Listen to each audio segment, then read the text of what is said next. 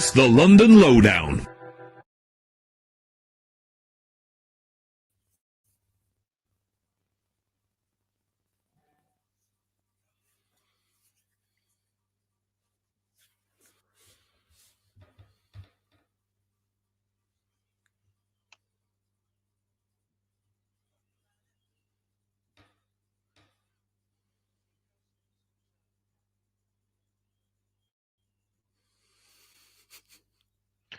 Yeah, Sean, we're live.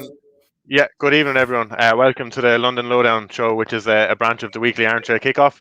We're going to be previewing the Carabao Cup final that's obviously on tomorrow between Manchester City and Spurs, and obviously Chelsea just did a big result there, 1-0 against West Ham at the London Stadium, which is going to be have a big say on the top four race, I think. Obviously joined by podcast founder and devil advocate host Keane Franey. Keane, how are you this evening? In good spirits.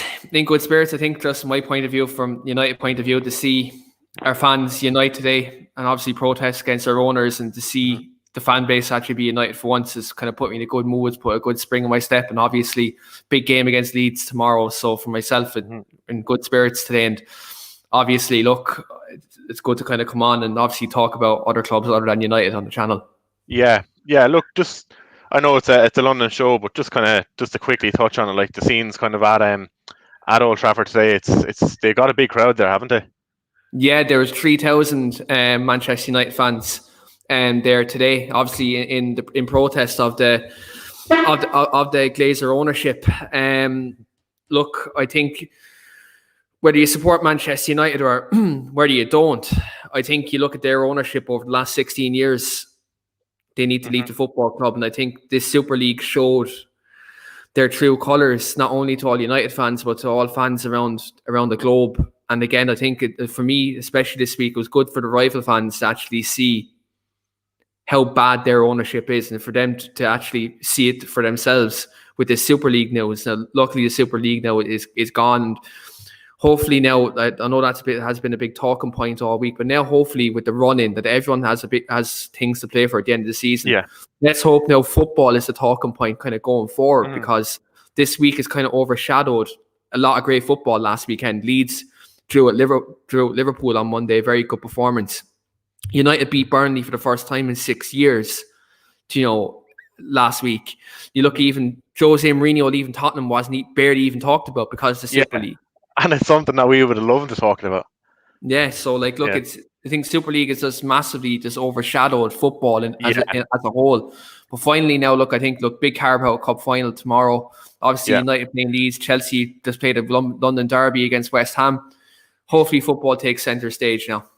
Yeah, look, kind of watching Tuchel's conference yesterday, it's frustrating seeing just all the questions beyond the Super League and stuff, but just kind of the way it's gone, it was good to have the Premier League, the spirit back today. Obviously, if the Super League was there, we wouldn't have anything to play for, but today, obviously, it was a massive game for top four, made the game that much bigger and that much more important. So it's it had a different sense around it, so it was good. Same thing again tomorrow. Spurs and City, obviously they were involved in the Super League fiasco, but they have the Carabao Cup to play for now tomorrow, which is going to be very big again. And I can't see it going any way other than the City win now, especially after Chelsea beating them last weekend. I think City are going to have their tails up. They were lucky enough. Well, they were good the other night against Villa. They deserved to win, but it could have went either way when they went 1-0 down so early. So I just think they're at a stage where they haven't been all year. They've dominated. Well, the start of the year they were a bit shaky, but they've dominated for so long now that they weren't used to losing them. When we beat them last weekend, I just think they're going to have their tails up. And whilst I don't think it's going to be a 5 or a 6-0, I think it's going to be a comfortable 2-0 for City tomorrow. It's going to be one of those games. I think I can't see Spurs troubling them too much, especially with Mason being kind of inexperienced, getting thrown in the deep end. And I actually feel kind of not bad from the cup final, but getting thrown into it when he did with the whole Super League thing coming along. So. How do you kind of see it panning out tomorrow? Do you think City are going to dominate? Look, the form book would suggest, straight away that City should dominate this game. Yeah, you can look at this in two ways if you're a Spurs fan, right? And I've been thinking about this all day since I know I've been coming on the show today. One part of you, if you're a Spurs fan, you'd love Jose Mourinho in a one-off game against Pep Guardiola because he knows how to beat him. Jose's beaten Pep this season, obviously vice versa. Pep's beaten Jose. Jose knows how to beat a Pep team. Obviously, the players in the last couple of weeks haven't played their best under Mourinho. And from what I've been hearing, like obviously it was been kind of a toxic environment at Tottenham, and like they got season 3 Mourinho in season 1.5. Do you know what I mean? That just proves the man is finished. And then just because Shane Dowley isn't here, I'm just going to say, don't say I told you so, because I did. But look, I think when you look at it, there's two ways you can look at this. Jose Mourinho's big game experience could have obviously helped Spurs tomorrow, but there's another thing you can look at this, Sean. Obviously, Ryan Mason's 29 years of age. He's a young manager. Obviously, he's getting that thrown into the deep end, but there is also something known as the new manager bounce. We both know what that is for both our football clubs. Obviously, like you're still going through it now with Tuchel at the minute. We went through it 2 years ago under Ollie, like when we won like 12 straight games, beat PSG in the Champions League, and like obviously now look, there's progress been made on that side still, but the new manager bounce is a real thing, and I think Tottenham, like the fact that Ryan Mason's one of their own, the players are going to go that extra mile for him. They'll put in an extra tackle, they'll run that extra yard. Whereas under Mourinho, you didn't see him doing that. Like I think when you looked at Spurs the other night, they did play to a good tempo. I thought Gareth Bale was getting involved in the game very well. Yeah.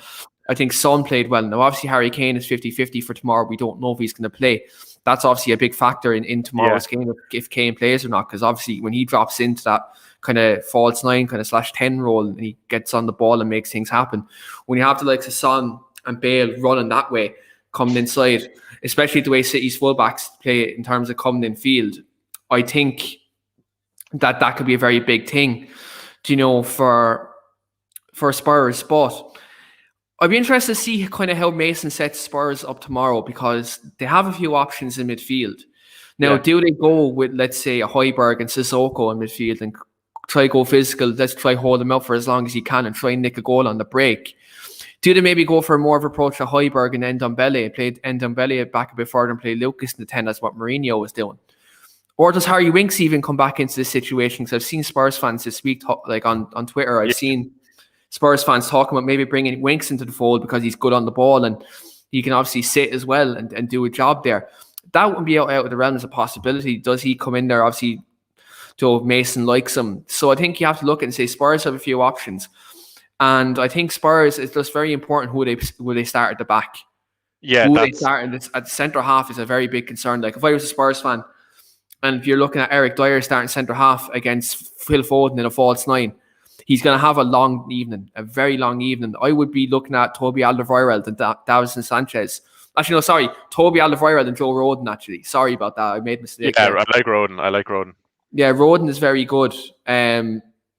But obviously, you're just have to text into the group chat there. Now, the West Ham player should have got a 12-month suspended sentence. But just to wind the boys off, because I know it probably it was 50-50. Like it could have been a red, couldn't have been. Like, but I get where they're coming from saying it was harsh. But yeah, look, I'll just keep getting. You're just winding them up. Yeah. But look, I think when you look at the back four, I think for Spurs, it's very important that Mason sets them up and makes the right decision, because you have like Matt Doherty. He's a ticking time bomb at right back.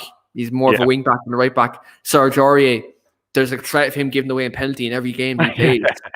And I'm not meaning that in a disrespectful way. Like Steve would even come on here and tell you that they have, like he's a bit of a ticking time bomb as well. Obviously, you have Reguilon, who's a very, very good left back going forward. I think defensively he's a bit questionable sometimes, but for the large part, I think he's a very, very good left back. Maybe could we see Tanganga come in and maybe go if they go 5 at the back? That's another possibility. I think Spurs, if City go with that false 9, it wouldn't be out of the realms of possibility. Spurs could go with a back 5. I think that'd be nearly better off do that and try to close them the gaps that City do try to plug, especially when you have a Riyad Mahrez coming inside, you have a Bernardo Silva, Phil Foden. They like to interchange. If you have a back 5, you have enough bodies back there to kind of negate that. Mm-hmm. Yeah, like the way I'm looking at it, like Mourinho was kind of doomed because, right, we know he plays defensively. Like, I know at the start of the year they popped in a few goals, Kane and Son, but like most of the time Mourinho's teams are wicked defensive, and I think it doesn't matter who you put in that backline with Spurs, you're probably going to concede goals. There's a lot of bad players there. Like that, it's an area they need to upgrade on. But like you said, kind of like with Matt Doherty there, he's a liability.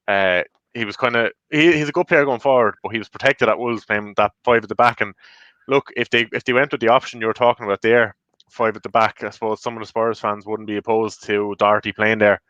But yeah, look, I think they should just kind of make it as awkward as they can in midfield for City. That's like a Sissoko maybe kind of in there with a Højbjerg. Yeah. Like press and tackle, kind of like just get in City's faces. And I just think, like I know Daniel touched on there, he thinks Spurs will win tomorrow. You can see Kane coming off the bench. Look, I think it wasn't just Chelsea because United done it before, but I think the two of them kind of show teams the way to beat City. Yeah, if you can get that ball at the top, and if you fast forward like a Son or a Rashford or a Werner, you can do damage to them just as long as you break the press.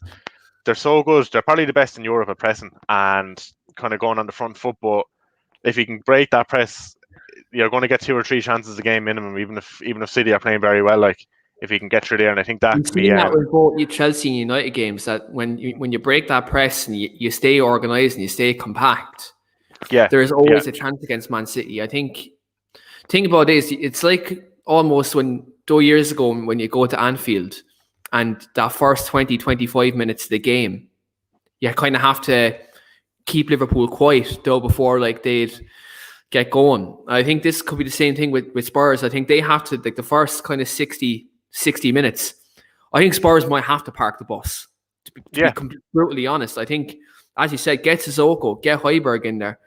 Do you know what I mean? Even I think in the 10 role, you might have to go Lucas Moura in there just because he'll run and he'll run and he'll run and he'll run. Get him on Rodri. Like Rodri's going to be sitting in that number 6 role for City. I think you look at Moura, just have Lucas Moura be an absolute nuisance. Kind of what Bruno does when he plays 10 for United. Like he leads the press. I think Lucas should probably have to do that tomorrow for Spurs when City have the ball in that little position, because like Rodri's going to sit there and like when Rodri takes 1, 2, 3, 4 touches and then gives the ball off. So I think in that regard, you get I think Lucas Moura could be like a player for Spurs tomorrow who can be that man to kind of lead that press. Gareth Bale is not going to lead the press, not at this age, right?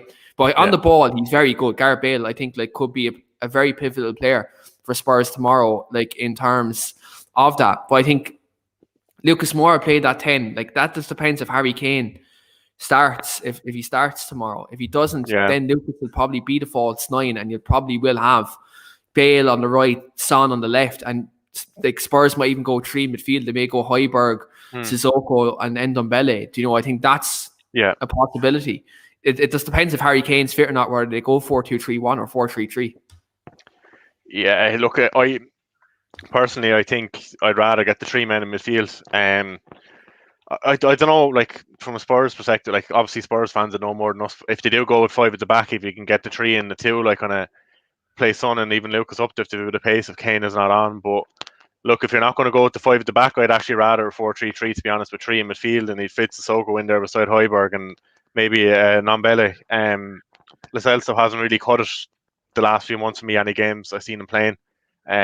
Obviously he has that bit of dirt about him and he'll work for you, like, but he just hasn't really done it going forward. I'm not sure if he'll be one of those players that can make the difference in a cup final. Like, just kind of touching on Daniel's comment there, he thinks Moura will be at 9 with Son at 10. Like he thinks it'll be two players up front. I don't know. It's hard to see Spurs like Mason changing it up like in his second game. He kind of stuck with it last week. What was played before, and kind of like this week, I suppose like same with Tuchel when he came in with Chelsea. Like he went to the 5 at the back in the first game because he trusted it, and obviously Mason went with his formation last week, and I think he'll trust that again. He might go with that again. It just remains to be seen whether Kane is fit or not. That's the big question. That's a big difference maker. If Kane's not on, I think it's going to be so comfortable for City. Yeah, I think like City having possession of the football is like, I think when you look at it, they're going to have at least 65 to 70% possession. Yeah, and I'd think again, I just if you're a Spurs fan, you would be very, very like pessimistic when you consider, you know, City's ability to keep the ball and consistently sustain attacks. I think when you actually look at City's options, Kevin De Bruyne is not playing tomorrow, right? I think you think he's out, right? They're saying it's a possibility that he's out. Yeah. You look at that midfield three, they've Gundogan, they've Foden, they've Rodri. Bernardo Silva can play in the middle of the park. Fernandinho can do a job there. Fernandinho is a bastard, right? He's just a bastard in midfield, right? But he's a very good player, right? He's a very, very good player. Pep can do many systems, many different approaches, but one thing that's always a constant with Pep and this City team is that they sustain attacks, and it's wave after wave. And I think when you look at Spurs' back four, they're vulnerable. We've seen it last. I know I'm bringing it up, but you've seen it against Manchester United 2 weeks ago at Spurs Stadium. They were vulnerable. Even when we went 1-0 down, I thought we were probably the superior side in the game. We looked more dangerous. I felt like we would get a goal in the game. And the second half, our forwards are probably at a level below City's, bar the exception of Marcus Rashford. And you think when you talk the front three, right? Yeah. Obviously, Paul Pogba, Bruno, they're quality enough to get into that side. But you look at the likes of Foden and that, right? If Greenwood can do that to a Spurs defence, and Cavani can move around like that, I dare to say City will have that same kind of approach and movement to tear that back four apart. I think you're right. I think Spurs' approach in the field in this game is going to be so important to them getting anything out of this. Try and cut it off, yeah. Like, the big difference between me as a Chelsea fan, I think if I was a Spurs fan this week, is last week going into the game I was actually confident because I know we're good at the back. We kept so many teams out since Tuchel came in, and I was expecting, and I was thinking if we can kind of minimize the chances City get. They're known for missing a lot of chances. Like, if you can minimize them, they're going to miss chances, and I just don't see Spurs tomorrow keeping those chances to a minimum. Like, I just think there's going to be too many spaces at the back and too many gaps to exploit. Like, and I think City are going to punish them. Yeah, I think ultimately mistakes could be key here. Like, because when you actually look at it, and you look at kind of the way City are, they're relentless. They're absolutely relentless. It's going to come to comment here. It says, Spurs fan here, if Keane is injured, what I want us to do is put Bergwijn on the left, Son, striker, and Bale on the right. If Keane is in, then Bergwijn or Bale dropped. Probably keep Bale though. I think individual quality wise, if you're looking at it, I think Bale is probably that X factor. He's experienced. He's played in finals for Madrid. He's played in semi-finals for Wales in the Euros. I think you have to look at it and say, if you're picking Bale or Bergwijn, you pick Bale all day for his big game experience. I think there's certain players that you need in moments, to deliver in moments in the game. Because moments is where, like, let's be realistic here. Moments is where Spurs are going to win this game.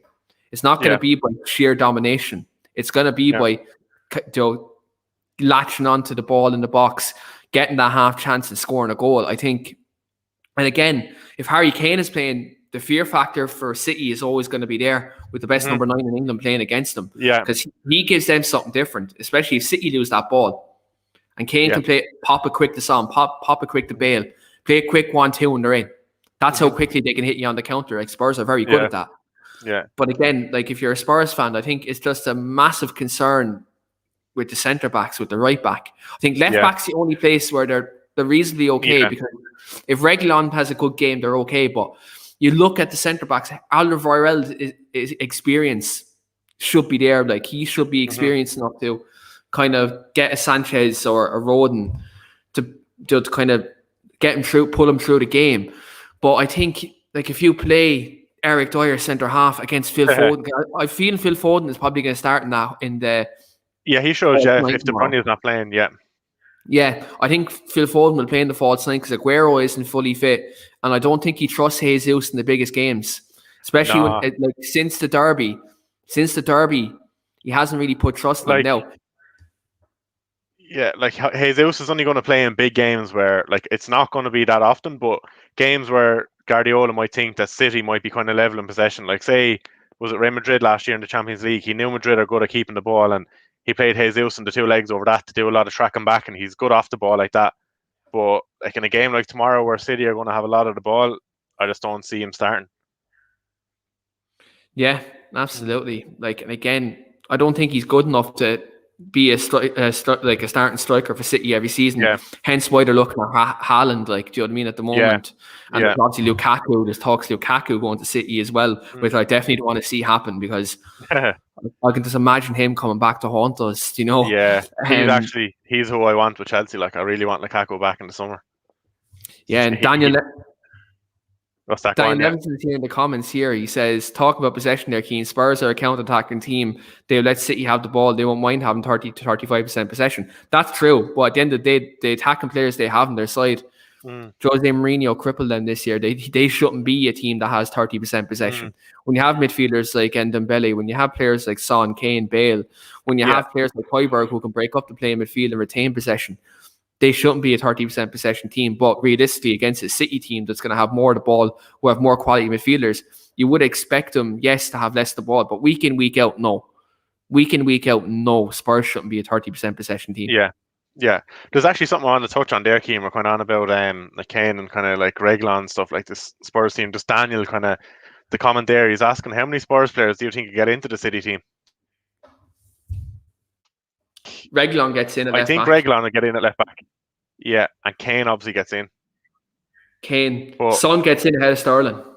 Yeah. I'll take Son over Sterling, yeah. I think three players, Reguilon, Kane, and Son. Yeah. I think Sterling is massively overrated. Yeah, he misses too many chances. I'm probably going to get pelters in the comments for this, but I think he is so overrated.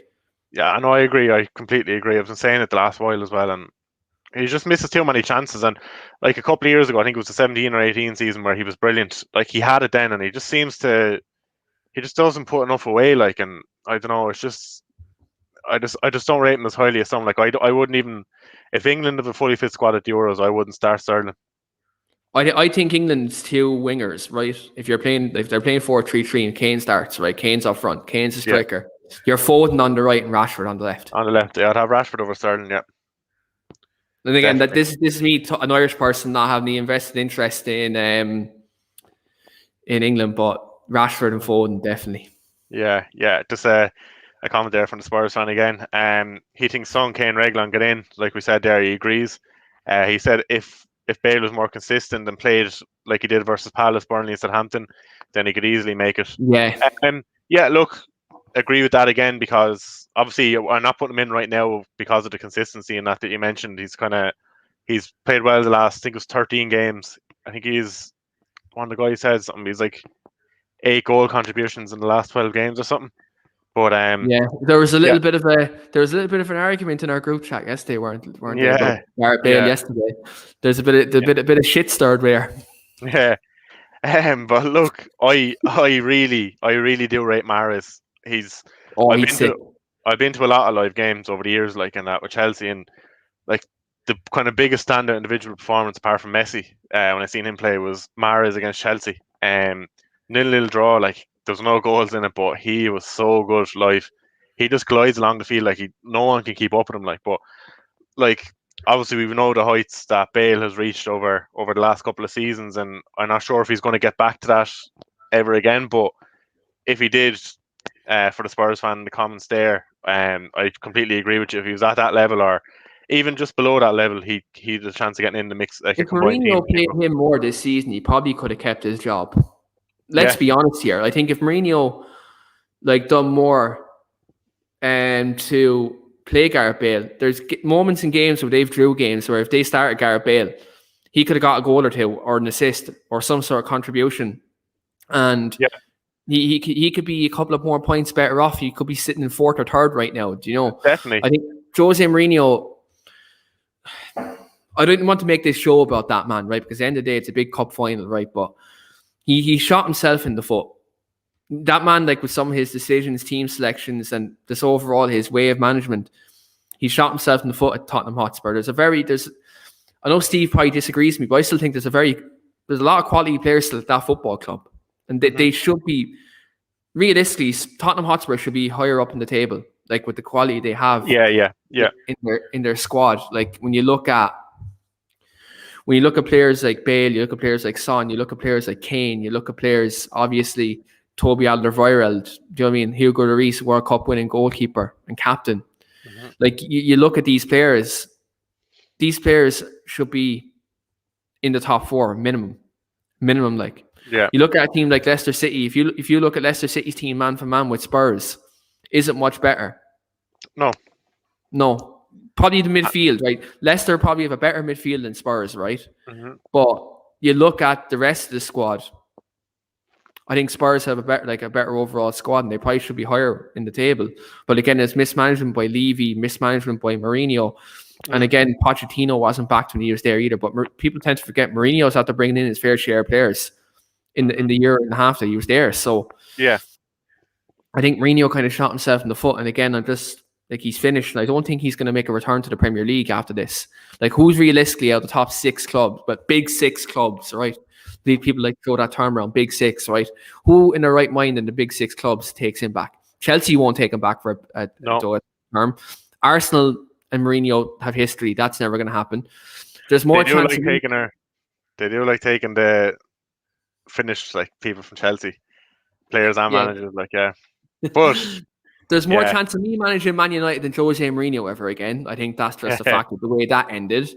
Like, you look at Liverpool, Jose Mourinho, that's a no-go. Manchester City and Jose Mourinho, that's a no-go. So when you look at the big 6 clubs, you have to say Jose Mourinho is most definitely finished. And I think international management or the Bundesliga is probably his next, either one of his next 2 destinations. And I'm not saying that just like because obviously there's a bit of banter about the Bundesliga within our channel at the minute, but he was actually linked with the Wolves job yesterday if Nuno leaves in the summer. But I think that's probably just press kind of like paper talk because of the Portuguese connection, obviously the owners and all the players there, and I think it's just coming from that. Like, Spurs fan here again, kind of he's agreeing what we were saying there on Bale. He just said he had a bad 45 minutes against Arsenal, and he didn't see much game time afterwards. And same with Oliveira, he's kept out. Again, Bergwijn as well. I actually do like Bergwijn. Obviously he's young, kind of still. He's only 23, I believe, and he kind of has a lot of potential to fulfill still. But look, his first game ever in English football was against City last year, and he bagged the goal. I think it was a 2-0 win. Yeah, and so that could be an omen for tomorrow. Yeah. But look. No. Bring that comment back up. This one here? No. I do not want Bruno Fernandes playing left back for Portugal. He'll ruin Bruno. But look, one thing that you did say there, I completely agree with. I've been saying it. I think his next step has to be international football. I just think club football now has left Mourinho behind.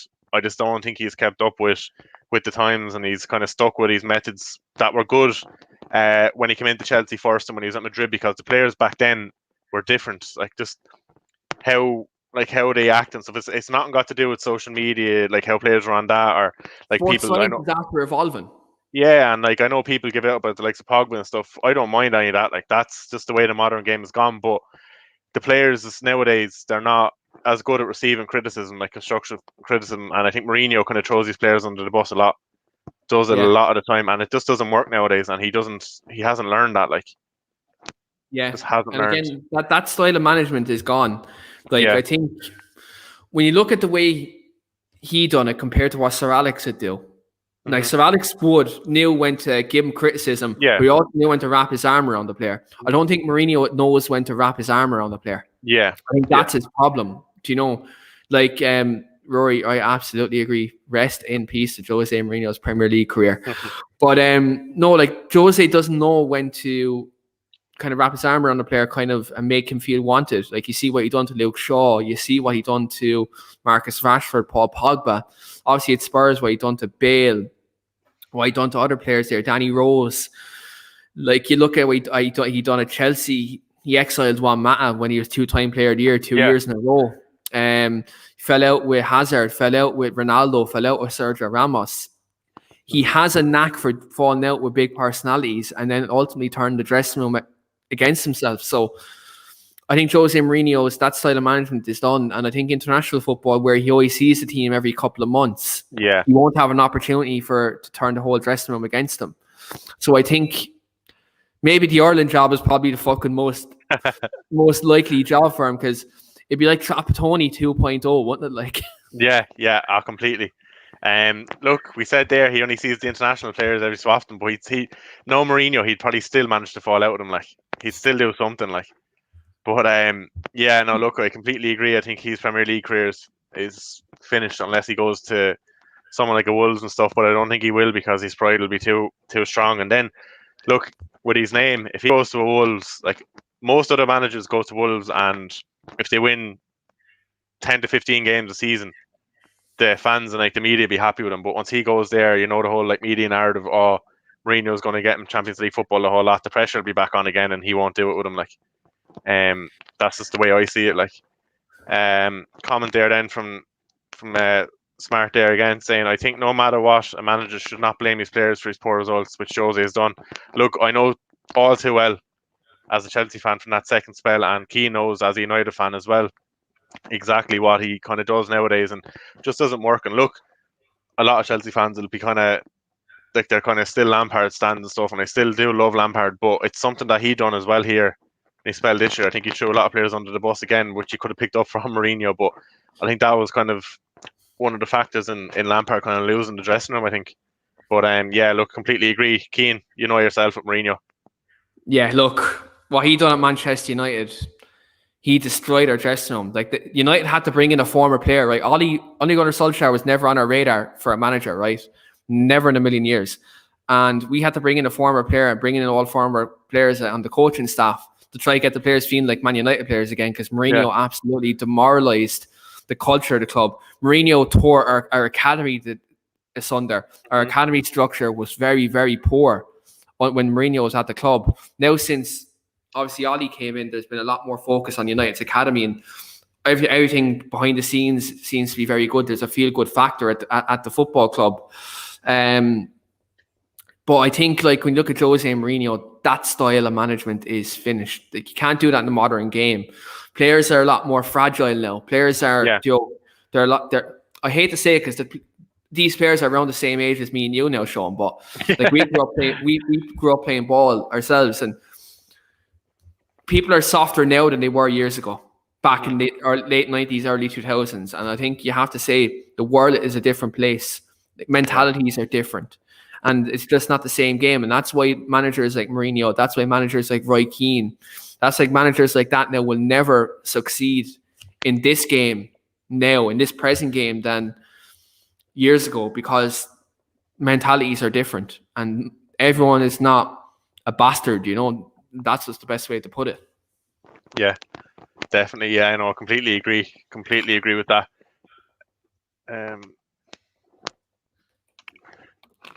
Just kind of like on Ryan Mason, maybe. Do you think if he can win tomorrow and get a run before the end of the year, he could get the job permanently? First of all, we just lost Sean's camera boy, so I'm the only person that's here at the minute. But yeah, look, I think with Ryan Mason at the moment, if he can win the Carabao Cup and then win the remaining 6 games, I think Ryan Mason, could Daniel Levy bite the bullet and actually give him a permanent contract? United done it with Ole. They went for the former player bounce, new manager bounce, former player, good feeling around the club. Obviously, Ed Woodward bit the bullet, cut costs, and went and got Ole. Now, look, ultimately, it's working out at the moment. Yeah. Could Daniel Levy do the same thing? Like, if he wins that Carabao Cup, that's the best thing any manager has done for Spurs in the last 12, 13 years. 2007, they beat us in the Carabao Cup final then. Woodgate got the winner extra time, since then. Unless you want to throw in them Audi Cups. Kane has decorated those. Yeah, Kane has a rake of them in his house. Yeah. But no, like, I think Daniel Levy's a bit of a tight arse. So, like, I think, does he fancy going to Leipzig and paying out Nagelsmann's contract? Does he fancy giving Allegri a big bumper contract? Or, like, does Daniel Levy give Ryan Mason a permanent contract and maybe a 2-year deal or something like that, and see kind of where he goes? You know, look. If the former player kind of thing, like, obviously Lampard done a good job in his first year, But like if you're kind of looking at it now, like Ole now, like obviously I've been a critic of him, but look at the moment he's doing very good. Second place, kind of you're looking like he could win a Europa League final. But like if they bring Mason in, it could go one or two ways. It could go the Ole way where they're showing progression and like they're actually moving on. They're actually playing like obviously like the way United say like the United way and stuff and how you want your players to play. Ole hasn't played like that, or it could go the complete opposite and you could be shite having someone like Arteta there like. So it could go either way. Like so, you could have Arteta ball or Ollie ball and that. But look, Daniel wants to kind of touch on there about Mourinho. Obviously, when you're on about the youths and stuff. Like he said, he asked did Mourinho not bring McTominay through, but would that be kind of one out of 20 good players? Like, or yeah, like let's look at this, right? Mourinho brought Scott McTominay through. Do you know why he brought Scott McTominay through? Because he was the tallest player in the youth team, and he wanted to convert him into a centre back. Yeah. If you want to look at it, let's be honest about that, right? He tried to freeze out Rashford, who Van Gaal brought up. He's trying to freeze out Jesse Lingard for playing more on the right. I remember at one stage it was very possible for us to sign Martial off when he was actually flying. Like, yeah, another young player at the time. Like, you look at that, right? Jose Mourinho, yes, he brought Scott McTominay in. I'll give you that, Daniel. He brought Scott McTominay in. But Jose Mourinho brought Scott McTominay in because he was the tallest player in the youth team. He wasn't even the best player in the youth team. But he brought him through because he was tall and he needed tall players in midfield because that's the way he likes to play.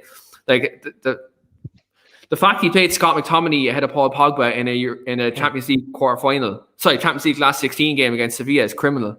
That's a criminal offence. Yeah. I know Shane Dowdy would say this sentence, so I'm just getting it in because he's not here. But that's a criminal offence. Like Jose Mourinho, he brought Scott McTominay through and gave him his own little Player of the Year award because I'm Jose Mourinho. I bring through you. That's why he made his own little Player of the Year award for Scott McTominay after playing about 5 games. Like I love Scott McTominay now, and he's had to progress under Ollie. He's a lot better under Ollie under Mourinho. But the only reason why he brought him through, I'm not meaning this in any disrespect, Daniel, is just that there's a misconception that Mourinho, like amongst the Mourinho kind of fans, is that yes, he brought through McTominay, but as Sean said, from a Chelsea point of view, he brought through one out of about 20 players at that time. Yeah. Like, I know he brought through Greenwood literally just before he left. He added Greenwood into a Champions League squad. But if Mourinho was still at United now, would we see Greenwood? Would we see the likes of Mengi coming through, a Hannibal, a Shortire? Would we went off and signed Diallo? We would have signed Willian, and we would have signed probably Jerome Boateng at centre back. Yeah. No, look, Daniel's comment, like he's dead right about Mourinho bringing McTominay through, but like we're just kind of saying, like for every McTominay he brought through, he probably like missed out on bringing through 10 other good young players, like at any club, not just United. Like when he was at Chelsea, we missed out on a lot of good young players that came through and just kind of rotted there. They went away. Some went away and done well, some didn't. But I think we missed out on a lot of top players. And one, for example, it's the biggest pain ever that's left Chelsea. Didn't come through the youths, but he left because of Mourinho's De Bruyne. Like, it still breaks my heart. Like, and that was all Mourinho. Mo Salah, yeah, another very good example. But it's just De Bruyne broke my heart because I knew from day one of him being at the club, even when we loaned him back out to the Bundesliga, I knew he was going to be a top player. Like, and even if he wasn't going to be good, kind of like a player, kind of like an open play, he was just so devastating at set pieces. I knew he'd make a big difference. Like, look. Enough talking about Mourinho anyway. He's done and dusted. He's gone. We'll just go back to kind of like the Spurs. A comment there from Reece just kind of on about the manager situation of Spurs. He thinks they should get a Rodgers, Hasenhüttl or Klinsmann. Why aren't you saying Nagelsmann, Reece? He doesn't want them to leave Leipzig. But look, Nagelsmann's unrealistic for Spurs, I think. I don't think Levy's going to splash out the 20 million, and I think Munich are going to pinch another player from another club in Bundesliga and just stay on top there. That's what's going to happen with Nagelsmann. I think he's destined for Munich. Klinsmann, my worry with Klinsmann is he's out of the club game with a long time. We just don't know whether he's going to cut it or not. Rodgers is a great manager. Will he leave Leicester in the summer? Is another thing. There'd be a big payout there as well, would there? I'd say. Yeah, definitely a very big payout. Like, because look, he left Liverpool kind of with. Like, his reputation wasn't great leaving at the time over like kind of bottling the league and stuff, and he went away and rebuilt it with Celtic, but Leicester gave him that chance in England again, so I can't see it being a short contract that he signed with Leicester. Like, so there's surely a bit of a payout. And look, Hasenhüttl would be for one of the ones kind of, I suppose, kind of hoping that it'll follow the kind of Pochettino reign. Obviously got him from Spurs and that worked out. But look, it remains to be seen who will get in. Obviously, there's a few kind of people gone into the bookies' favourites. Klinsmann's right up there. But who would you bring in, Keane, if you were a Spurs owner? I think, look, Nagelsmann is the man, isn't he? Like, in terms of, I think he'd be kind of what Pochettino was, in terms of style of football, high press, free flowing style. I think, though, if you want to bring in that type of manager, you're not only going to have to pay Leipzig, but you're going to have to need investment to implement that style to bring in a certain caliber player. Because the likes of Sissoko and the likes of then player Højbjerg in midfield, would they be able to play a Nagelsmann type style? Yeah, and even like the likes of Sanchez and that in the back, like kind of if you're going to play out from the back, like I wouldn't trust them. Yeah, so I think for Nagelsmann, you're not only going to have to pay off Leipzig, but you're going to have to put in significant, maybe 200 to maybe 300 million in worth of talent, which Spurs won't do. I think Klinsmann's experienced, he could probably scrape a bit more out of the players. Like, he can maybe bring a different style.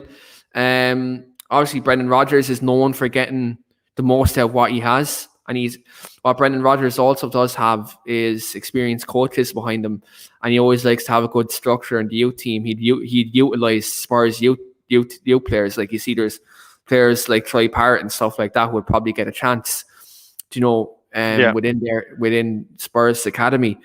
So I think there's different approaches they can take. The only thing I'd be concerned if I was a Spurs fan is Levy sees that Allegri is a free agent. Now, Allegri's a winner, don't get me wrong, but it's Mourinho 2.0. It's the same style of football, except he's a B-Tech Mourinho. He's probably a worse version of Mourinho. But like, I think if you're a Spurs fan, you want best in class. If you're a fan of any football club, you want best in class. Like, same way when Lampard left Chelsea, you wanted Tuchel. Mm-hmm. If Ollie was to ever leave United, which I hope doesn't happen, I want him to succeed. But I'd like to see the best in class come in after him, if he ever was to leave. Yeah. I think that's the problem. I think if Spurs, they don't give Mason the job and let's say it doesn't work out for him, who do they bring in now? And I think it's concerning because all Spurs fans, I know from looking at Steve in the group chat and talking to the likes of Jamie, and look, I follow a few Spurs fans on Twitter as well. A lot of Spurs fans want the Nagelsmanns. They want, even the likes of Pochettino to come back. Though things like that, Hasenhüttl is even a shout. Yeah. I'm going to throw this shout out there. I actually threw out this shout on the United show last night. What about Marcelo Bielsa from Leeds?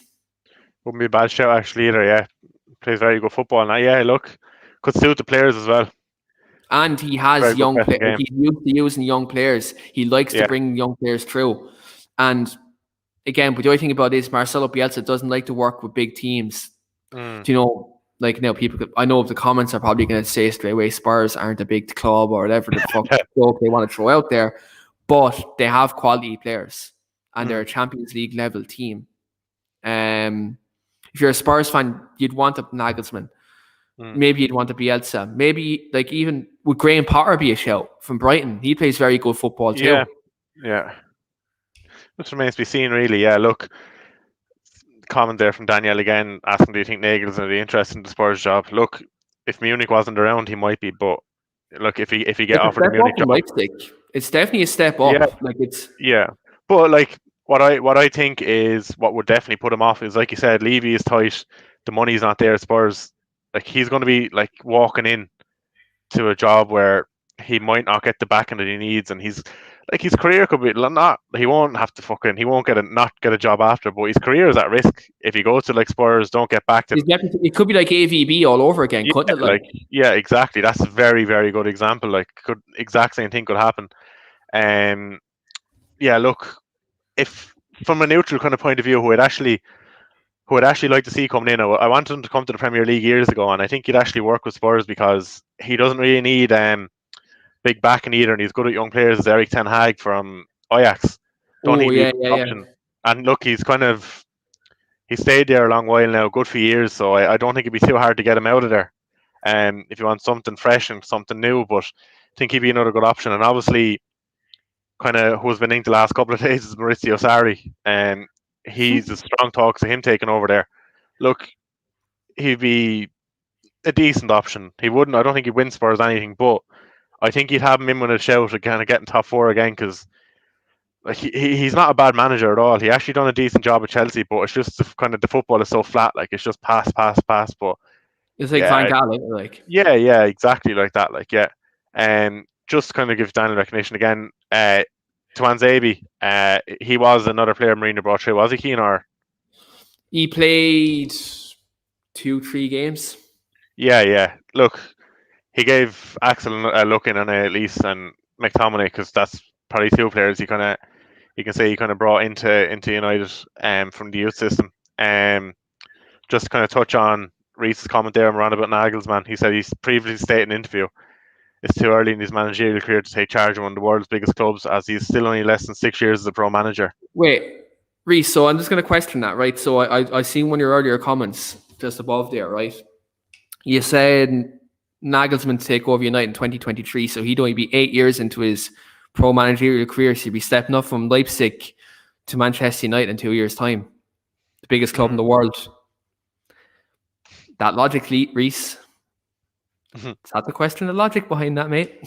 Look, I like Nagelsmann. I think he's a good manager, but when it came to Lampard being sacked, like kind of the names been thrown about, obviously were Tuchel and Nagelsmann, and obviously Pochettino was gone at the time. He was gone with about a week. But the one fear I have at Nagelsmann coming to the Premier League is how open his football is, and like if he get caught open at the back, you just don't know. Obviously, he can adapt to that over time, but I just have my doubts about him.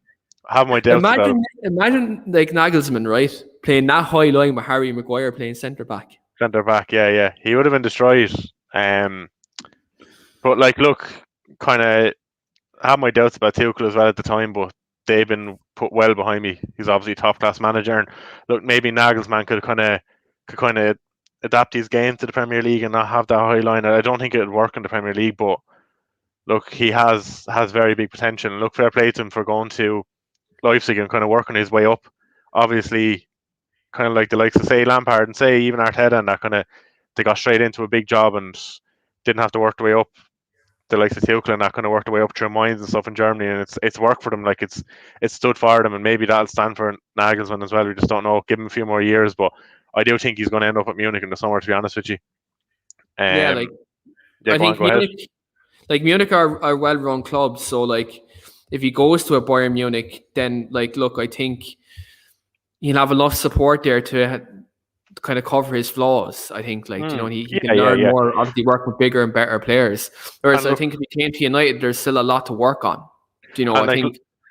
Yeah, Munich are just had to bring it in Upamecano as well, starting from the summer. And I don't rate Upamecano. I think he's very, very raw. Makes a lot of mistakes and stuff. But like we're touching on there with Harry Maguire, if you're playing that high line, you can't have a Harry Maguire in there. But Upamecano would be decent there.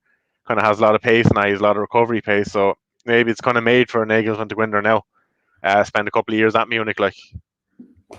Yeah, and then if he wins a couple of things and gains more experience, then that job does come calling for him then. But look, I'm not going to speculate on managers taking over from Oli. Exactly. I'm not going down that road because people would mistake me for being Oli out. I'm not going down that road. Exactly, like you're doing well at the moment. But look, just kind of like finishing up on kind of the manager talk there about that. I actually still think at this moment in time, I'd put money on United being taken over by Pochettino next over Nagelsmann still. Even though Pochettino's only to join in PSG, I still think Pochettino will be at United before Nagelsmann. I hope Ole does well, doesn't win that, hopefully. I actually like Ole. He's not like a dickhead, like he seems like a nice fella and stuff, so I just hope he does well. Obviously, I hope he doesn't win at like, but them comments he made against Mourinho kind of turned everyone's eye up, didn't it? Yeah. Look, he gets on my nerves sometimes, obviously, but he seems like a good guy, like so. Reese, I'd like to see him in the Premier League, just only at United sometime in the future. We'll see. Whoever Spurs get, fair play to him. Look, same thing again with when Chelsea sacked Lampard. I think Spurs are going to have the same situation. All the fans, like, and you look at it, like, I literally didn't know who I wanted. Like, there's no standout candidates there right now, kind of in football. Like years ago, obviously at the time you had your Mourinho's and that there, and you had a lot of big managers kind of around. You could chase Guardiola at the time when he left Barcelona. Obviously, there's a big goose chase for him and that, but there's no standout managers now, I don't think. Do you know who I'm just going to throw out there? Oh, Rafa Benitez. yeah. Look, obviously not the That's greatest come to my mind. He was most recently managing the Chinese Super League, and I think he's jobless at the moment. Is he? Yeah, because when Lampard left, Benitez left his job. Then there's a lot of speculation of him coming to Chelsea. Like, but look, he's won stuff. He knows how to win, so he wouldn't be a bad shout. Yeah, it wouldn't be a bad shout, but again, style of football. Yeah. Obviously, Danielle said there, if Keane leaves, it'll be a tough job for him. Look, it's one thing I kind of touched on before in the pod. Like, the job is going to be tough right now because Levy is not going to. I don't think he's going to back a manager coming in. I think the way they get back this if Keane leaves. Yeah, and then they pump it into the rest of the team. The big problem with that, if Kane leaves, you're not replacing him. You give him 120, 130 million, and you are not replacing Harry Kane. So it's a lose-lose for me. Like, you're either not going to get backed, or then you are going to back, but you're going to lose Kane. So yeah, it's a tough situation for any manager to go into, and it's going to be hard to see what kind of manager is willing to risk it. Like, obviously Daniel kind of touched on Simeone, good manager, but if Spurs want to kind of get back to what they had under Poch, he's not the way to go, I don't think. But he is a good manager. I like Simeone, but yeah, look, it's going to be kind of same football as this year, and that again, I'm not sure if Spurs fans will put up with it if they're going to be that patient after going through a year and a half, 2 years of it now under Mourinho. So yeah, go to Rory's comment. Go to Rory's comment. Neil Lennon is not manager in the team. Imagine Neil Lennon taking it over. Daniel Fark, Norwich, they're coming back up. Not a bad shout. Not a bad shout. I wonder, will he leave after getting them back up again? Will he kind of have another go at it, or it's tough. Like, yeah. Look, we kind of touched in there, like with Spurs, kind of like go back to the cup final, the Carabao Cup, kind of finish off in the Carabao Cup and stuff. What way do you see Spurs lining out? Maybe, do you think they'll go with the three at the midfield? Yeah, I think if Kane is out, which he most likely is, I think they'll go 4-3-3 and they'll go with false 9 like they did the other night. I think you'll go, obviously, Lloris in goal. I think it's a toss-up who plays at right back. I think Aurier will probably start right back. Two centre halves. I'd go, this is what I'd personally go. I'd go Alderweireld and Rodon. Go Reguilon, obviously, at left back. I'd go in midfield 3 of Højbjerg, Sissoko, and Dembele. Yeah. And Dembele obviously playing this a bit more advanced. Obviously Son on the left, Lucas through the middle, and I'd go Bale on the right. Now look, you could go Vinicius up front and maybe have a focal point, but I don't think they'll do that because they won't have the ball that much. I think they'll try hitting the counter, and I think again Lucas's press would be very important, especially the likes of Rodri in midfield. Obviously Diaz and Stones will get on the ball. Actually, Stones is suspended. So it'd be Diaz and Laporte. So advantage City. He's had a very, very good season, but his form kept him in the team, obviously. But I love Laporte. I think Laporte's a very good centre back. He's their best centre back, I still think. Yeah. Like I think like Diaz has been great, but like Laporte when he's not injured. Yeah, that's the reason why they didn't win the league last year, because he was injured for most of it. And it's so rare to get a top class centre back that's left foot. It's so hard to get nowadays. Like, yeah. But look, I don't think. Look, Stone's a good player. He's had a very good year, but they're not. I don't think they're missing out by not having Stones for the final. Like, they have plenty of cover there. Like, yeah, absolutely.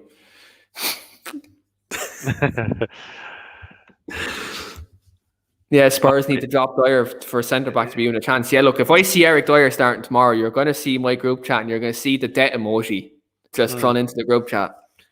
That's you remember when he played against Chelsea, remember he had to go to the toilet. They need to send him back there and knock the door so he doesn't get back out. He doesn't even need to make the bench. Like, he's such a bad footballer, I think. He's so poor, man. And like, again, like, I think it's one of these things that, is he a midfielder? Is he a centre back? He's kind of at a crossroads. Like, you know, I think he's at a bit of a crossroads, and I think, what do they do? I think they have to get rid of him in the summer, but who buys him? Like, actually, let's think about this. Mourinho wanted to pay 50 million Great British pounds to him when he was Manchester United manager. Yeah, manager, yeah. So whatever other club Mourinho, if Mourinho gets a club before the summer, he goes to Wolves, he'd probably buy Eric Dyer. Eric Dyer, yeah. Plays defensive system with Dyer there. Obviously touched on Neil Lennon and Danielle. I think that's me she's referring to, that she'd rather see me on the line. I'd be like Conte 0.2, like up and down, I'd be bombing up down the line. You'd be like Sarri smoking fags on the sideline. I don't even smoke. Who would I be like? Who would I be like? I don't know. I'd be fairly animated in the sideline. I'd do a better job than Mourinho done this year, I think. Like, but I get on with the players at least and get them playing for me. It'd be like Ollie, good man manager, like, and get the players fired up. But yeah, look, Neil Lennon now, if he was there, it'd be a disaster. Yeah, look, the whole kind of lineup, I agree with you. I do think they're going to play with a false nine and try and get those two wide players kind of coming in as inside forwards like Son and Moura and get in behind. I still think the midfield is going to be the same, with Nombele there, Højbjerg and Sissoko. Yeah, look, every point you made there, really, I agree with. There's nothing to really kind of change up on it. Obviously, City with Stones kind of missing. Laporte will be in there, centre back, kind of try and get in behind him. Well. See Stefan starting in goal as well. He will. He will, yeah. Obviously, before I go on to Daniel's comment there, actually kind of touch on Reese's there. He thinks it'd be like Ian Holloway, speak fish and have good vibes. Scott Parker type. I know before the end of it now, I'll come up with it. I think I was going to say someone, but I won't, because we actually lost him in 2020. I was going to say Diego Maradona going crazy on the sidelines, like, but yeah, no, look, kind of Daniel touching there again. Obviously against Chelsea again the other day, Basuma, he was immense, very good player. Yeah, look, I still think like we always talk about kind of Declan Rice. I still think he could end up at Chelsea, and I can see United getting Basuma in the summer. I seen the other day with that, right? I seen the other day that if we don't get Rice, United are going to go in for Basuma, and they're going to send Jimmy Garner the other way on loan for a season whilst we buy Basuma. Which, look, for both parties that works out. It's a very good deal. Yeah, but look, I've saying it all year that he's a good player, but after seeing him against Chelsea the other day, he's even went up in my estimations. He's a very, very good player. He's good at breaking up play, but he can also play the ball. He's very good on the ball. And then just kind of, I suppose we'll look back at Daniel's comment there, just some PFA Player of the Year. Obviously we're kind of coming to the business end of the season. There's a lot more still to happen. This could change, but as of now, who would be your Player of the Year, Keane? People will say Gundogan because what he's done for that kind of couple of weeks spell where he helped City get top of the league. But I'm going to have to say Bruno Fernandes because of what his impact at United this season. Like, without Bruno, we would not be where we are in the league. We would be down where Arsenal are without him. Like, I think Bruno's contribution to Manchester United has been nothing short remarkable this season. And you look at it, even United in the last couple of weeks when he hasn't been scoring goals, the stuff that United fans wanted him to do in terms of keeping it simple and help link up the play, he's been doing that the last couple of weeks, and he's flew under the radar with that as well. I think Bruno, for me, is PFA Player of the Year. I think because he's done it for 2 years in a row since he's come.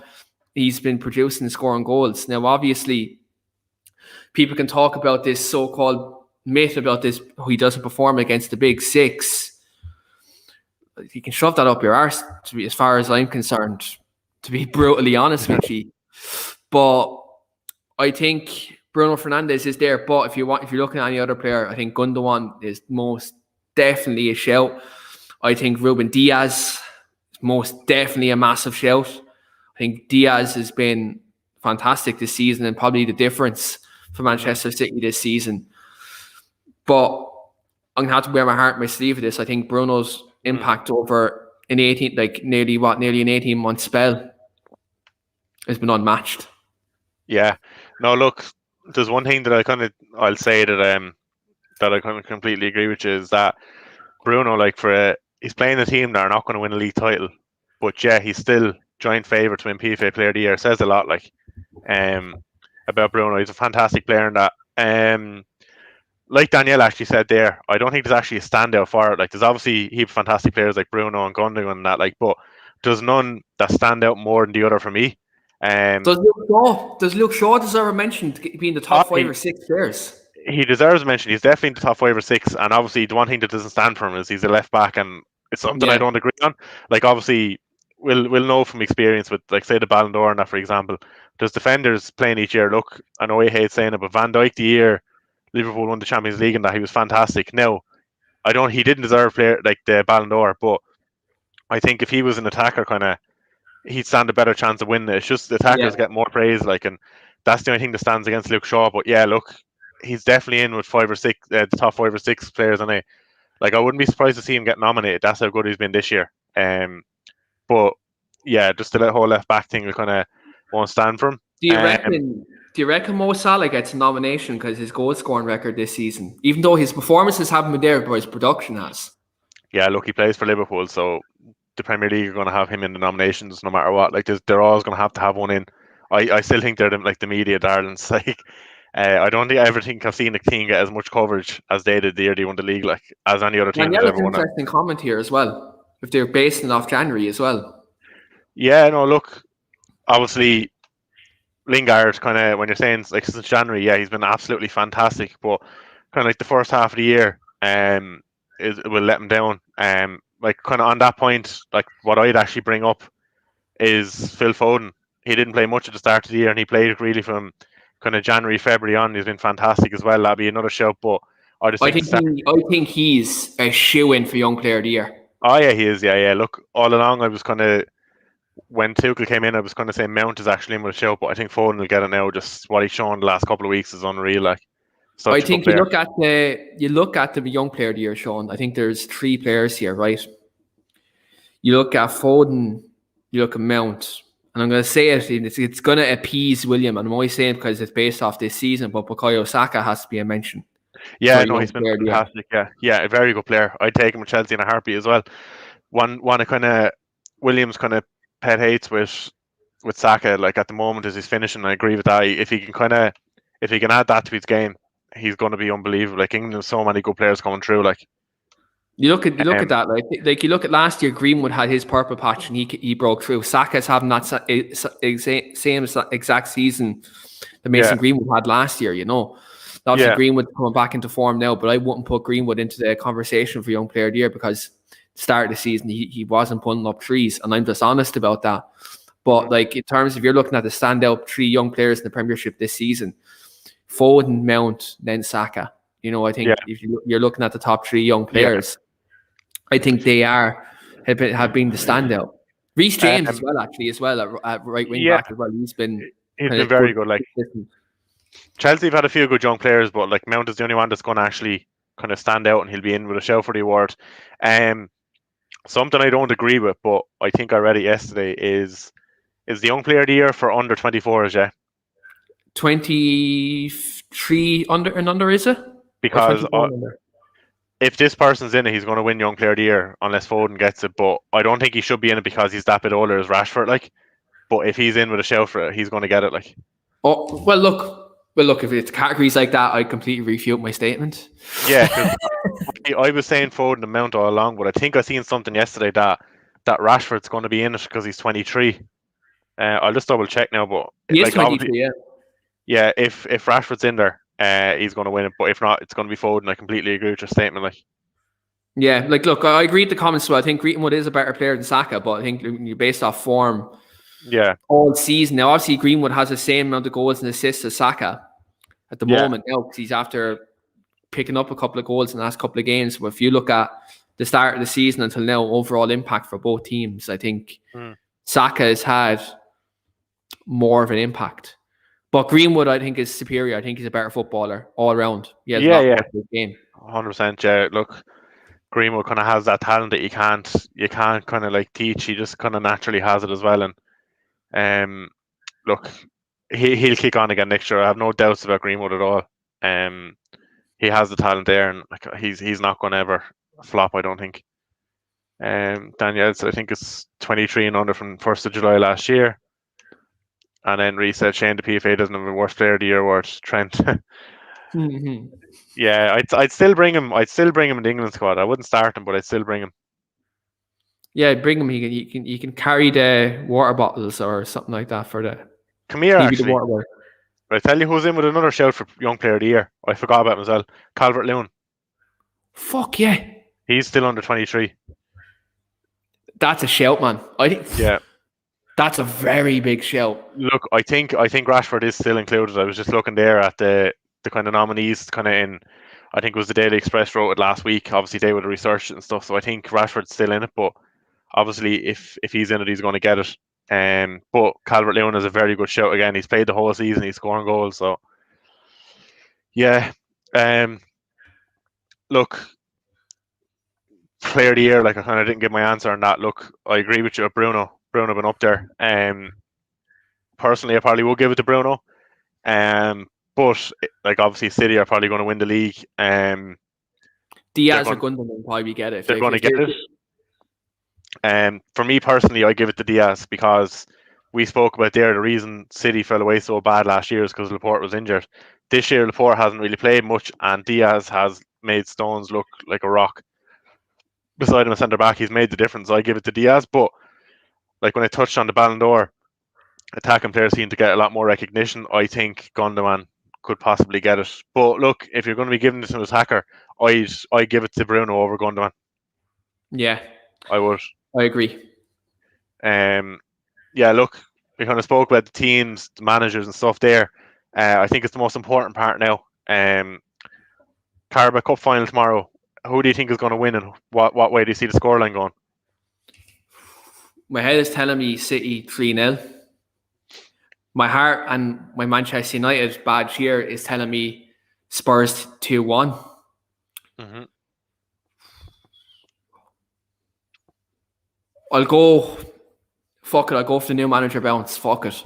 I'll go 2-1 Spurs. I'll go 2-1 Spurs. Yeah.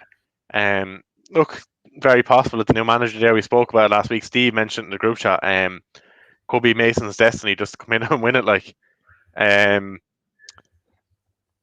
before I kind of give my score, Daniel kind of touched on Mount there. He's saying he's criminal if he doesn't start for England. I agree with you at this stage. The only thing is he's a lot of competition in that position, but I'd be inclined to put Foden either out on the wing or I'd put Mount back in that double six there beside Rice. I think international football is not as intense as club football, and you get away with having Mount in a pivot with Rice to fit like your Foden or your Grealish in there. It's different in club football, but yeah, international football is a lot slower. I can see him doing that. Reece then just touching kind of my comment on the player of the year again. It's usually the best performing player and the best form team gets it. It's common. It always happens. Even players that not play better. Not necessarily though. Didn't Gareth Bale win it with Spurs the year he left? Yeah, he did. Now to be fair, I just kind of from memory, I suppose I see it a lot of the time. Kind of like a team that wins it usually gets it, but there's a bit of couple times. Even the year, I think, even the year United won the treble, didn't David Ginola win it with Spurs as well? Yeah, he won it one year. Was it that year that you won the treble? He won it, yeah. We won the treble. I think your man David Ginola won it at Spurs. There's been a couple of years where, let me think now. There's been a couple, like even I think Gerrard even snuck a PFA Player of the Year award, and we all know what happened there. That bastard never won a league. I'll have to look. I'm going to Google up now all the PFA Player of the Year. It said Gerrard didn't win a league, yeah. Yeah. Here comes Reece in the comments now saying he won it with Rangers. Watch as a manager. Yeah, well, look, that doesn't matter. That's irrelevant. Irrelevant, yeah. I'll tell you now. I'm looking at the winners of the PFA Player of the Year award, right? So, Alan Shearer won it with Newcastle United in 96-97. Ginola won it in the year United won the treble. Mm-hmm. Gerrard won it in 05-06 when Chelsea Liverpool won the FA Cup. Yeah. Gareth Bale won it in 2010-2011 when Spurs finished 5th. Van Persie won it with Arsenal when Arsenal didn't win the league. Bale won it with Spurs when they didn't win the league. Suarez won it with Liverpool when the year Gerrard slipped. Yeah. Eden Hazard won it the following year when Chelsea won the league. N'Golo Kante won it with Chelsea when they won the league. Mo Salah won it when Liverpool didn't win the league. Van Dijk won it again when they didn't win the league. And De Bruyne obviously won it last year when they won the league. So it's been a mix. It's a mix and match. So Bruno Fernandes isn't out of the equation. Yeah. I think when you look at this. Yeah. Even like Rooney even won it when United didn't win the league either. So like again, there's definitely room for if Bruno could there win is. Yeah, to be fair, there is. Definitely. Look, he's played that good, like that. He's even getting mentioned in it. Like when looks a lot of the year, City look like they're going to run away with it. Obviously, United are closing the gap a small bit now before the end of the year. But yeah, look, he's definitely in with a big shout. Bruno is. Rory went with your opinion as well. 2-1 Spurs. He's going to go for. Daniel went for 3-1 Spurs. Reese went for 2-1 Spurs, a Sun double, and Diaz to score. I'm guessing that'll be off a set piece. What would I go for? I'm going to go for. I have it in my head all day. I'm going to go for City to win 2-0, but I think it's going to be a very, very comfortable 2-0. Like a game that could be 3 or 4, but they'll only score the 2. I don't think they'll put 3 or 4 in the net, but I think they're going to be value for money 2-0 win. Other kind of comments and scores and stuff there. Then yeah, everyone. I think I'm the only one actually went for City for tomorrow. Obviously, you said you're kind of going with your heart. I'm going with this. That's there. Like I know it's like an all kind of black top. But if I zoom up, you can see the crest on top. To properly zoom up, you can kind of see it there. Yeah. I'm going for the crest that's here. Look, we stopped the quadruple free. Can Spurs stop the treble free? I know it's not a real. It's a fake treble. It's a fake treble. Yeah, once the FA Cup is gone. Danielle just said she'd actually like Roy Mason to win more trophies as Spurs than Mourinho. It'd actually be funny because the whole reason Mourinho was brought in there was to make him winners. Obviously hasn't done that. Imagine he got sacked the week before a cup final and Mason came in to finish the job for him. I'd say Mourinho would be sick. Absolutely sick. I'm telling you now, right? If that happens, just watch the United show on Tuesday. That's all I'm going to say to you guys. Yeah, just a few comments actually touch on Gerrard there. It's completely irrelevant that he won the Scottish League. I was only having a little joke with Reese there because obviously Reese is a Rangers fan. I thought he'd come in with that comment. Then Reese said the shock that hasn't happened. Sergio Aguero has never won it. Yeah. Yeah, look, he's Mr. Consistent. I think the injuries cost him. He would have won a lot of golden boots if he didn't miss a lot of games throughout the kind of seasons he played in. Like that man haunts me, man. Yeah, me too. Obviously Chelsea could have signed him in 2011. Well, not could have. We went for him and they went all out for Torres instead. And I wouldn't ever change it because Torres is a big factor in us winning the Champions League. But it's such a sickener that we missed out on Aguero. I imagine you'd on the Aguero moment was. I swear to God, we won't be having this conversation, though. I'd say to be brutally honest. Literally, you could beat us 2-0 every season in both games, and I'll just keep replying with Aguero. Like it's just a sinker. Like you can't ever kind of come back from that. Obviously you have one over me, but we just don't say it as the John Terry slip. Like, but so Daniel has a question for you there, Keane. Oh, this is tough one. This is when he beat Spurs in the final. He said, I think Ben Foster saved a few penalties. Yeah. That's a very tough question. You want some memory. Was that not 2009, 2010 though? Did we not beat Villa? No, sorry, hold on. Yeah, we did beat them in 2009. Yeah, sorry. Anderson scored a penalty that day. I think. Ben Foster. I know for a fact Anderson scored a penalty that day. I'm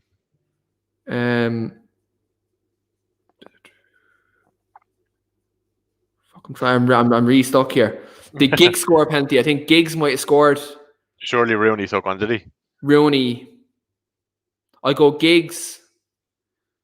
Go Rooney. Anderson. Was Berbatov playing with you then? No. Yeah, but I don't think he took a penalty that day. Tevez, no, or 2009. I'll go Ronaldo. Who's I went Ronaldo? I'll go Ronaldo. I'll go Giggs. I'll go Anderson and Rooney. Anderson, Rooney. I'll check it there now. I have it up here. I know I got one of them right, because I know for a fact Anderson scored one anyway. Yeah. So Giggs, Tevez, Ronaldo, and Anderson. So I got Giggs 3. and I got Anderson. And he got Rooney. Did he? Rooney. He took one? And 3 out of 4. Tevez is the other one. Yeah. Tevez is the other one then. Yeah, look, that's actually interesting enough. It's actually something that it's a long time ago. You'd be doing well to remember. Like on what age was I then? I was in 6th class.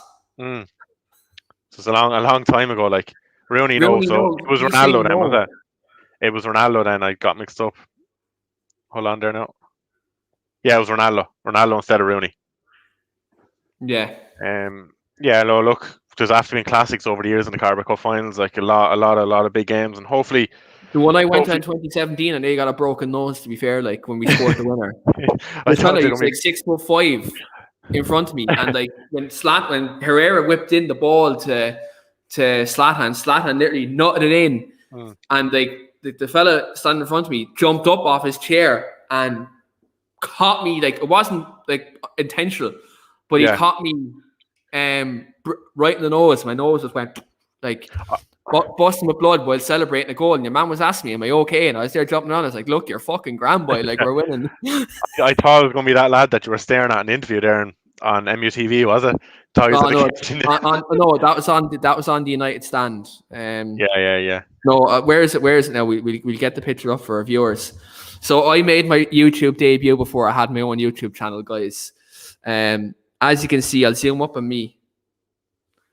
Here's me on the United stand. I'm Shane. Oh, you definitely weren't impressed with whatever he was saying. Definitely. Yeah. He was definitely like a Back to the Future Ollie Outer, I'd say. He knew what was coming. He was back in time. Ollie out back then, like in 2017, was it? It was 2017 Manchester Derby. Yeah. Did you Mourinho I'll have then? to go back and watch it. I'll have to go back and watch it and see what he was actually saying. That I was looking at him like that. Did you you had Mourinho over you then? Did you? Was that one? Yeah. I was Mourinho out from that day onwards. Yeah.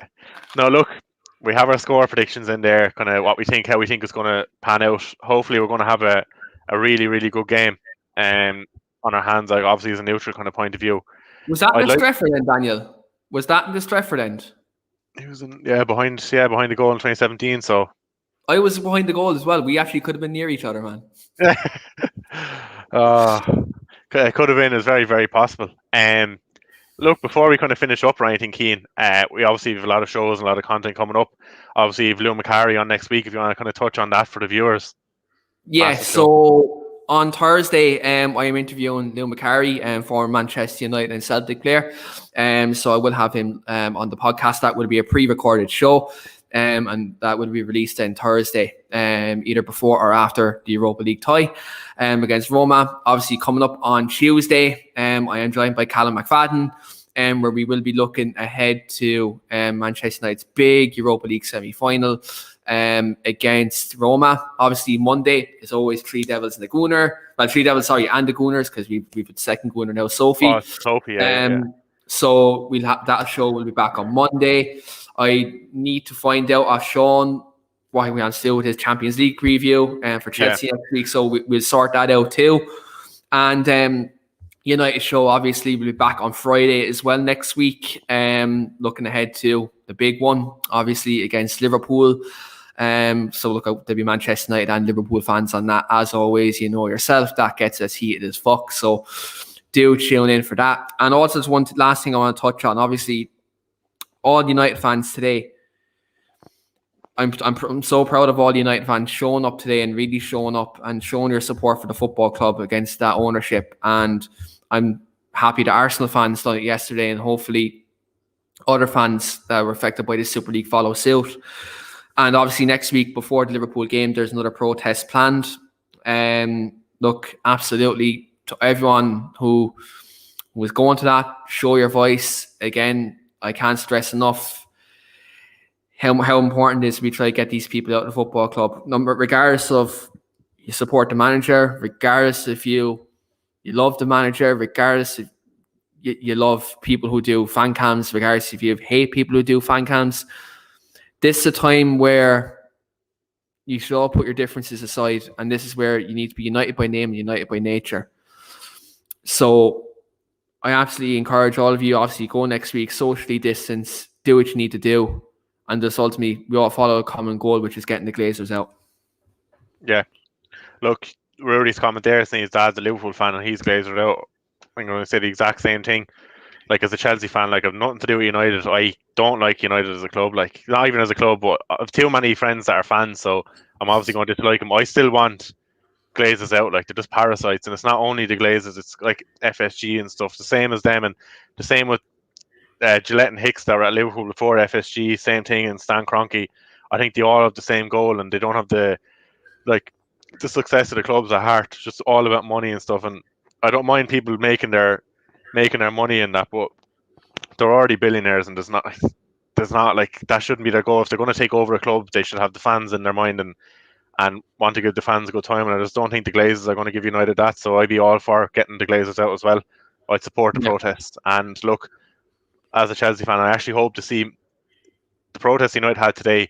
If they have that for the Liverpool game next week, they should get at least triple the amount if Liverpool are going to be in it as well. Like, yeah, like look, we see maybe our Liverpool fans will turn up in Manchester to the protests as well. You know, yeah. If that happens, putting the biggest rivalry in English football aside for one common goal, that would be powerful. Yeah. I think that would be very powerful. Yeah, definitely, 100%. 100%. Yeah, look, everyone anyway that's viewing, thanks a million for kind of getting involved in the comments. You make the show even better than what it can possibly be. And like, I'll definitely say, kind of tune into the shows coming up in the following week and the week coming. Like, but definitely the Lou Macari one is going to be massive. I'm sure you're going to get a lot of interest in that, Keane. It's going to be a huge show, and it's something that's going to be great. Like, I can't wait to tune in on myself. So everyone, make sure to keep the shows the Keane commented. Make sure you tune into those, and also like and subscribe to the YouTube channel, and give the Weekly Armchair Kickoff a follow on Twitter. You'll see both of our Twitter handles underneath our images there. Make sure to give us a follow. Both of us interact with anyone that wants to interact, or if they leave comments, we always make sure to get back and get involved. And I love getting a bit of banter going on Twitter, and Keane does as well. Keane's very good for the banter. If United ever get a result, or even better yet, if a rival slips up, you're definitely sure to see an image or something come up in Keane's page on Twitter for a bit of banter. But yeah, look, make sure to follow, and most importantly, like and subscribe to the Weekly Armchair Kickoff. And thanks a million again, guys, for tuning in and getting involved with the show. We really appreciate it. Have a good evening as well, and a good end to the weekend, guys.